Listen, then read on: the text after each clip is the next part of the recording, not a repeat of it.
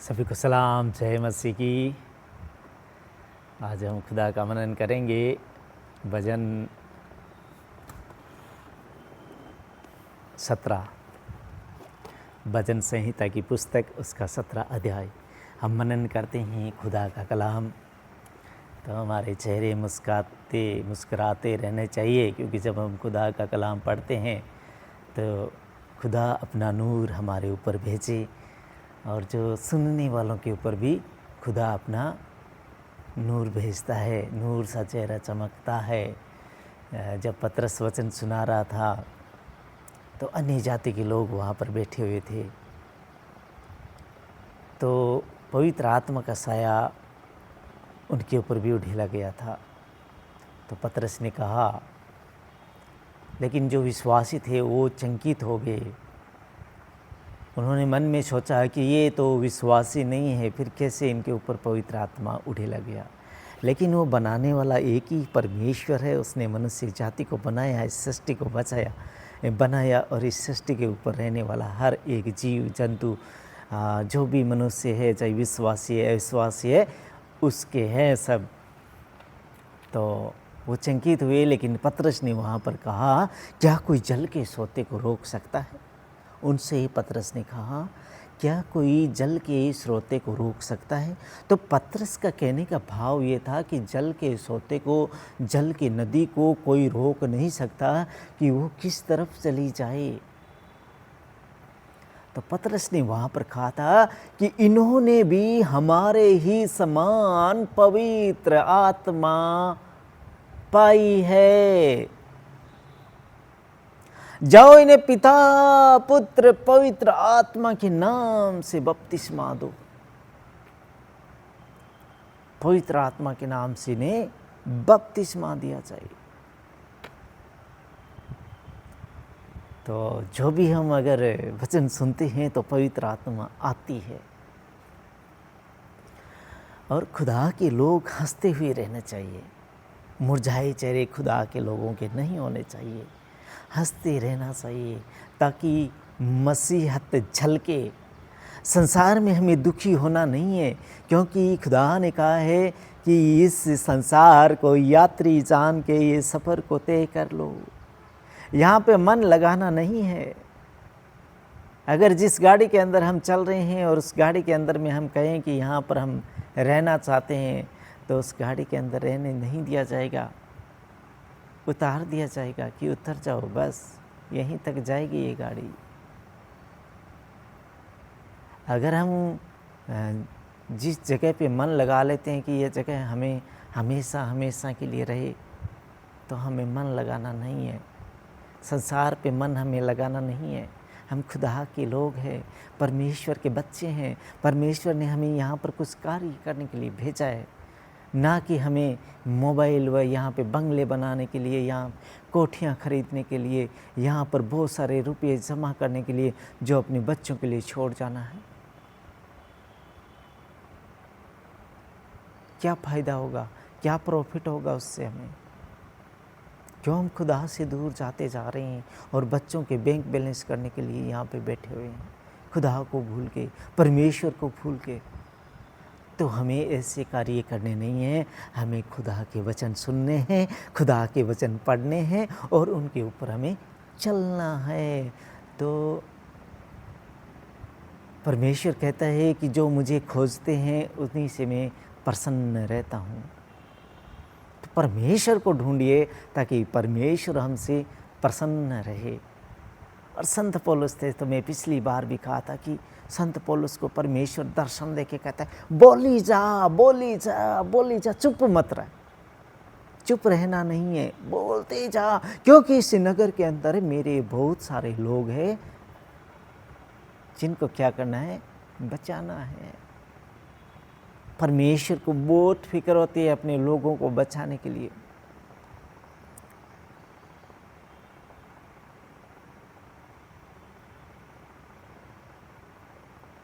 जब प्रभु यीशु मसीह को क्रूस पर चढ़ाया रोमी साम्राज्य के लोगों ने, रोमी सरकार ने,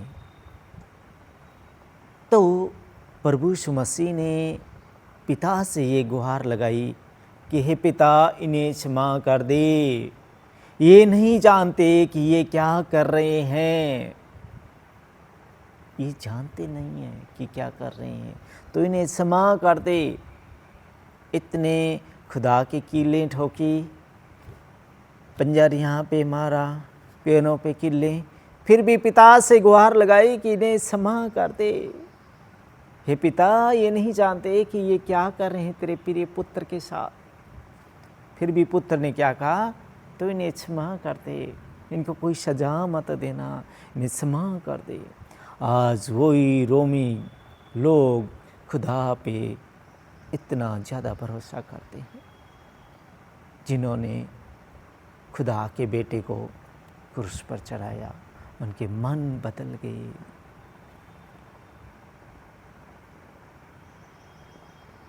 आज रोमन कैथोलिक चर्च इतने हैं, रोमन लोग इतना आज खुदा को मानते हैं, क्योंकि उन्होंने पश्चाताप किया है कि हमसे गलती हुई है, और जो गलती की क्षमा मांगता है वो हमारा दयावान खुदा, दया करने वाला, मिनट में क्षमा कर देता है। तो आइए हम पढ़ते हैं वचन संहिता 17 अध्याय। खुदा की पवित्र आत्मा हमारे ऊपर भी आए, सुनने वालों के ऊपर भी आए। खुदा आप सबको बरकत और आशीष देगा और माला माल हो जाओगे, ये वचनों को सुनोगे और पढ़ोगे तो एक नई ज़िंदगी पाओगे। जैसे आपके सामने एक इंसान बैठा है, ये पुराने मनस्तित्व को उतार के आज एक नई ज़िंदगी पाई है। खुदा आपको भी नई ज़िंदगी देगा। इन्हें पढ़िए, इनमें ढूंढिए। खुदावंद इस शास्त्र के द्वारा आपसे बातें करेगा और आपको ऊंचाइयों पर ले जाएगा। और इसका जिक्र स्वर्ग में होता है, इसका जिक्र स्वर्ग में होता है कि वो शास्त्र वहाँ पर है। तो मेरे भाइयों, मेरी बहनों, ढूंढिए परमेश्वर को। चलिए हम ढूंढते हैं। अत्याचारी से बचाने के लिए प्रार्थना। अत्याचारी, जो अत्याचार करता है कोई मनुष्य, एक मनुष्य के ऊपर, जैसे पहले के राजा लोग अत्याचार करते थे, जिनके लोग गुलाम रहते थे। जैसे मिस्र में इजरायली गुलाम थे, मूसा ने उन्हें निकाला, उनके ऊपर बहुत अत्याचार होता था। हमारे भारत देश भी गुलाम था, हमारे भारत देश के लोगों पर भी बहुत अत्याचार होता था, अंग्रेज़ों ने किया था।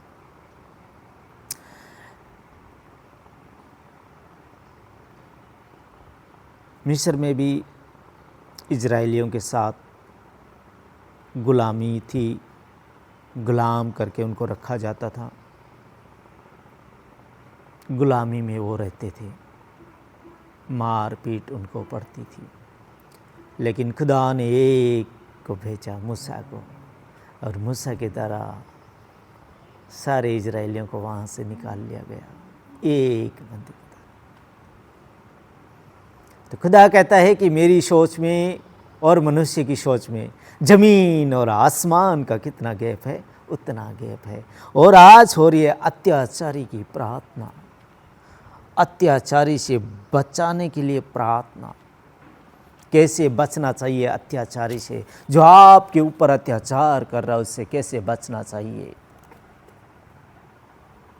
हे यहोवा परमेश्वर, सच्चाई के वचन सुन मेरी पुकार को और ध्यान दे मेरी प्रार्थना की ओर, जो निष्कपट मुंह से निकलती है, कान लगा। एक आयत ये कह रही है, हे यहोवा परमेश्वर, सच्चाई के वचन सुन, मेरी पुकार को ध्यान दे, मेरी प्रार्थना की ओर जो निष्कपट मुंह से निकलती है, कान लगा। खुदा से कह रहा है मनुष्य, मेरे मुकदमे का निर्णय तेरे सम्मुख हो, मेरे मुकदमे का निर्णय तेरे सम्मुख हो, परमेश्वर के सम्मुख हो। तेरी आंखें न्याय पर लगी रहे, तेरी आंखें न्याय पर लगी रहे। तूने मेरे हृदय को जांचा है, तूने रात को मुझे देखा है, तूने मुझे परखा है, परंतु कुछ भी खोटपन नहीं पाया। मैंने ठान लिया है कि मेरे मुंह से अपराध की बात नहीं निकलेगी। मैंने ठान लिया है कि मेरे मुंह से अपराध की बात नहीं निकलेगी। जो भी आपके ऊपर अत्याचार करता है, खुदा के सामने भजन संहिता 17 अध्याय की ये आयतें सामने रखे और खुदा से गिड़गिड़ा के कीजिए दुआ, खुदा आपकी दुआ सुनेगा और अत्याचारी आपके ऊपर अत्याचार नहीं करेगा। तीसरी आयत कहती है कि तूने मेरे हृदय को जांचा है, तूने रात को मुझे देखा है, तूने मुझे परखा है, परंतु कुछ भी खोटपन नहीं पाया। मैंने ठान लिया कि मेरे मुंह से अपराध की बात नहीं निकलेगी। मैंने ठान लिया कि मेरे मुंह से अपराध की बात नहीं निकलेगी।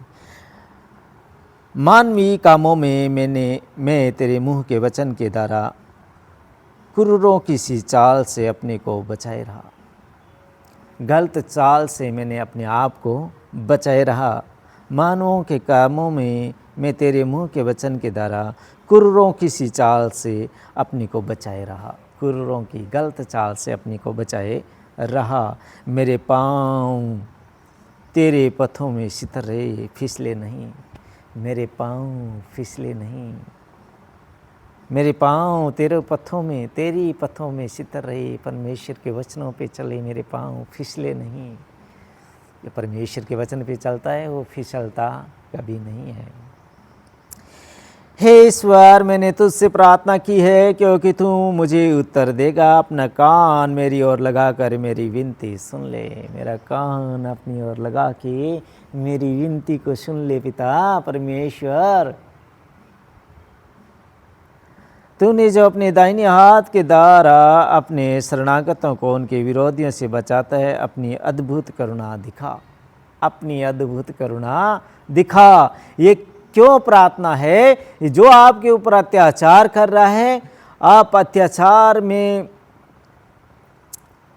परेशान है, अत्याचार पे अत्याचार होते जा रहे हैं, तो आप भजन संहिता 17 को पढ़िए और खुदावंद से प्रार्थना कीजिए।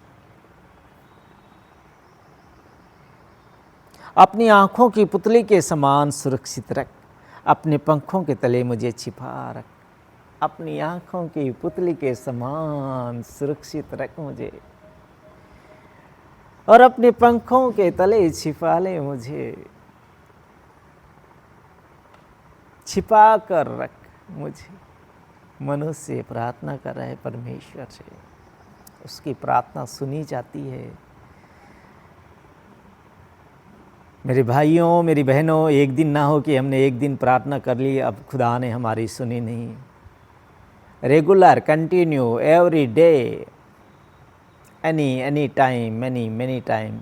क्योंकि खुदा का कलाम कहता है निरंतर प्रार्थना करते रहो ताकि तुम परीक्षा में ना पड़ो। आत्मा तैयार है, देह दुर्बल है। तो खुदा से कहिए कि हमारी आत्मा तैयार है, वैसे ही हमारी देह को भी तैयार कर खुदा, वो खुदावंद तैयार करेगा आपकी देह को।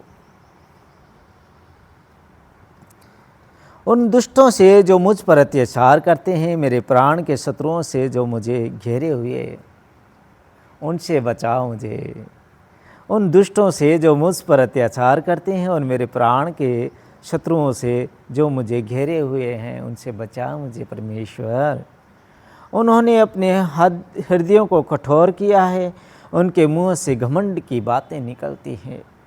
उन्होंने अपने हृदयों को कठोर किया है, उनके मुंह से घमंड की बातें निकलती है। घमंड की बातों वालों से मुझे बचा परमेश्वर, बचा। उन्होंने पग पग पर हमको घेरा है, वे हमको भूमि पर पटक देने के लिए घात लगाए हुए हैं। भूमि पर पटक देने के लिए घात लगाए हुए हैं कि कब इसको ख़त्म कर दें हम। उनसे बचा। वह सिंह के समान है जो अपने शिकार की लालसा करता है और जवान सिंह के समान घात लगाने के स्थानों में बैठा रहता है। किसके समान है? शेर के समान है, जो कि घात लगा के दुबक के बैठता है, जब आएगा दबोच लेगा। उनसे बचा हमें। किसके समान है? वह सिंह के समान है जो अपने शिकार की लालसा करते हैं अपने शिकार की लालसा करता है, वैसे ही घमंडी मनुष्य भी ऐसा करता है। और जवान सिंह के समान घात लगाने के स्थानों में बैठा रहता है। जवान सिंह के समान घात लगाने में बैठा रहता है। उठ, यहोवा को कह रहे मनुष्य, उठ उठ हे यहोवा, हे परमेश्वर, उसका सामना कर और उसे पटक दे। अपनी तलवार के बल से मेरे प्राण को दुष्ट से बचा ले। अपनी तलवार के बल से मेरे प्राण को दुष्ट से बचा ले। अपना हाथ बढ़ाकर हे यहोवा, मुझे मनुष्य से बचा, अर्थात संसारी मनुष्य से जिनका भाग इसी जीवन में है, जिनका भाग आगे नहीं है, इसी जीवन के अंदर है। जो यहीं पर मन लगाते हैं उनका भाग इसी जीवन में है, आगे वाले जीवन में नष्ट हो जाएगा। तो हमें यहाँ पर मन लगाना नहीं है। यात्री जानकर, यहाँ पर परमेश्वर का वचन कहता है कि यात्री जानकर सफ़र को तय कीजिए कि हमें जाना है। हमें इस जिस गाड़ी के अंदर, संसारी गाड़ी के अंदर हम बैठे हैं, इससे हमें उतरना है। जब हमारा स्टेशन आ जाएगा, हम यहाँ एक पल नहीं रहेंगे। और उस पल का पता नहीं है कि कब आ जाए। तो हमें कभी भी ऐसा सोचना नहीं है कि अभी हमारी एज हुई क्या है, अभी तो हम नादान है, अभी तो हम शादी करेंगे, अभी तो हम बच्चे बनाएंगे, फिर बच्चों के बच्चे बनेंगे, फिर उनको खिलाएंगे पिलाएंगे, फिर बूढ़े हो जाएंगे, फिर हम करेंगे क्या? बिस्तर में बैठकर बाइबल पढ़ेंगे, खुदा को याद करेंगे, बाद में कुछ नहीं मिलेगा। इतना लंबा सोचने की ज़रूरत नहीं है, क्योंकि खुदा का संदेशा कब आ जाए और कब हमारा स्टेशन आ जाए और हमें उतरना पड़े और खुदा हमसे पूछे, हाँ भाई क्या करके आया, तो हम कहेंगे हमने तो कुछ किया ही नहीं, हमने तो वहाँ पर बंगला बनाया था और बच्चों के बैंक बैलेंस किए थे, बच्चों को खिला पिलाया, तो टाइम ही नहीं मिला और हमें तो जल्दी आना हो गया। तो वो व्यर्थ है, किसी काम के नहीं है। खुदा ने हमें बच्चों के लिए बैंक बैलेंस बनाने के लिए, बच्चों के लिए कोठियाँ खरीदने के लिए, गाड़ियाँ खरीदने के लिए हमें नहीं भेजा गया है। हम संसार में आए हैं, कुछ काम करें, खुदा के काम करें, परमेश्वर से दुआ करें, परमेश्वर के घर में रोज़ जाएं, परमेश्वर के आगे अपने सर को झुकाएं, ना कि हमें घमंड से रहना चाहिए कि हम कुछ है, हम कुछ है। नहीं है, हम कुछ नहीं है। हम एक पानी का बुलबुला है जो कभी भी फूट सकता है। तो कभी भी ये ना सोचे कि अभी हमारी एज क्या हुई है, हम आगे बहुत टाइम पड़ा है, कर लेंगे, बाद में कर लेंगे, बाद में खुदा का नाम जपेंगे, बाद में बाइबल पढ़ेंगे। ऐसा नहीं सोचना है। जो वक्त मिला है वो सही है।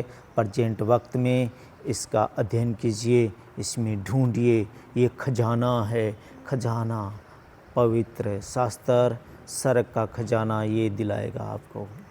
आप इसको कंटिन्यू पढ़िए, समझिए, खुदा से सामर्थ्य मांगिए, खुदा आपको सामर्थ्य देगा।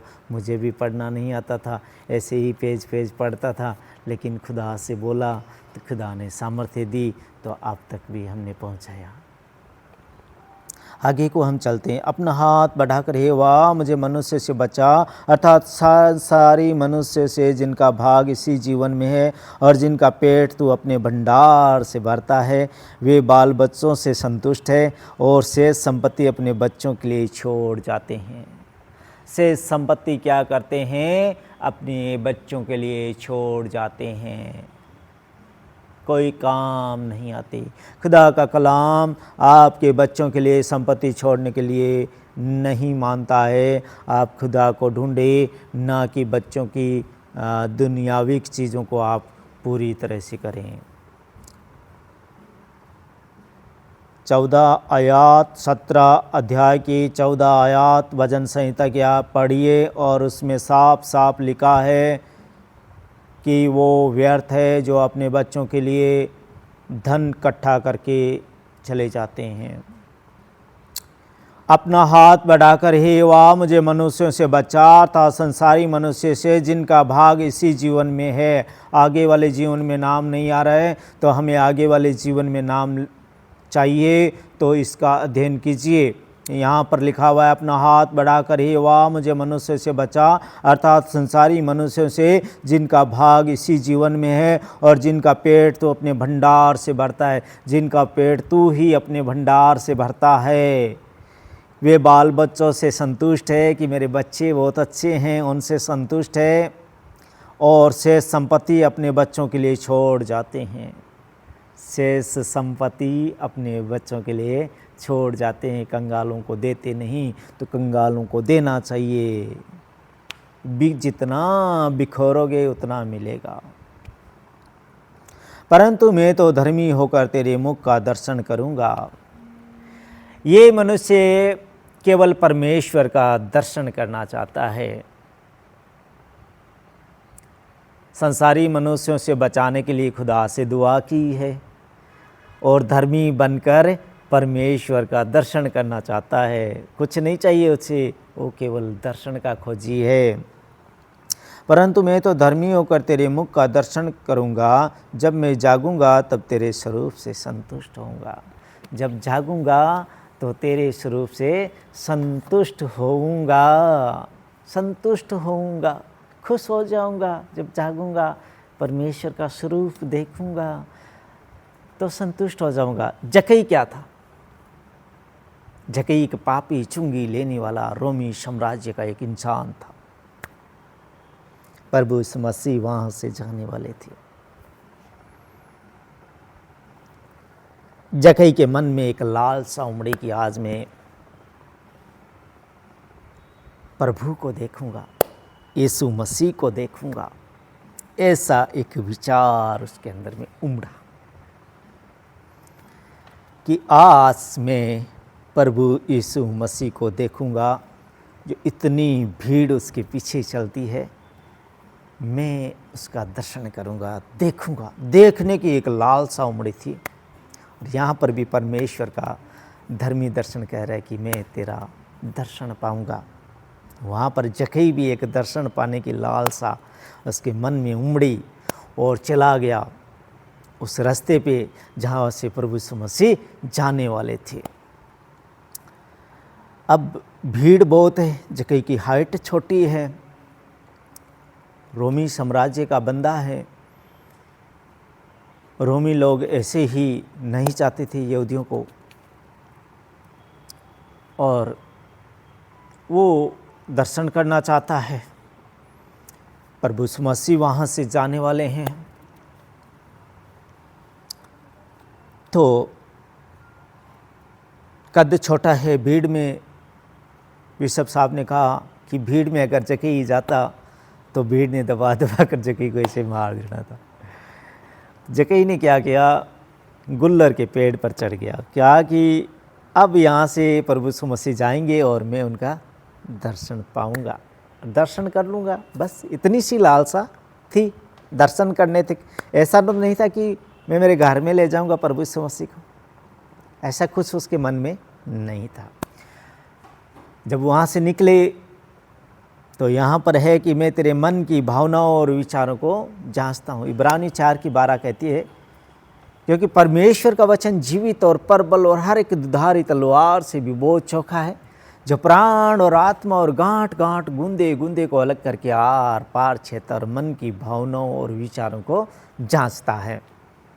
तो जक्कई के मन में क्या चल रहा था, जक्कई का मन क्या कह रहा था? जक्कई का मन कह रहा था प्रभु यीशु मसीह का दर्शन करूँगा, देखूँगा कैसा है प्रभु यीशु मसीह। प्रभु यीशु मसीह जा रहे थे तो जब गुल्लर के पेड़ के नीचे प्रभु यीशु मसीह आ रहे थे तो कहा कि आजा जक्कई, आजा नीचे आजा, आज तेरे ही घर में खाना खाएंगे। जक्कई कितना खुश हो गया होगा। अरे कैसे पता चल गया? मैं तो ऊपर बैठा था। लेकिन परमात्मा सब कुछ जानता है कि मैं क्या कर रहा था और क्या करने वाला था और मैंने क्या किया। जब जक्कई के घर में खुदावंद प्रभु यीशु मसीह गए तो उसके अंदर में एक ऐसी लालसा भी उमड़ी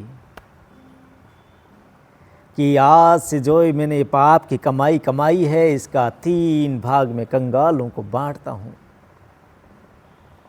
क्यों उमड़ा ऐसा उसके मन में? क्योंकि प्रभु यीशु मसीह ने कहा कि आज इस घर का उद्धार हुआ है, आज इस घर का उद्धार हुआ है।